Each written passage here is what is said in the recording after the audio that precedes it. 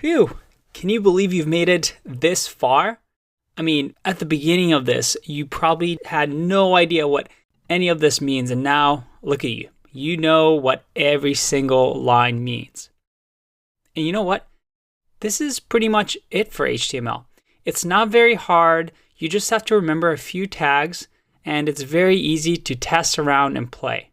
So call yourself an HTML developer. I have a fun little game for you. As you can see over here, we've created a simple web page where I can link to another page, I can go back, I can even click on register and submit a form. I want you to try your hand at building your own little website here. And once you're done, I'll provide the link to my email in the description below.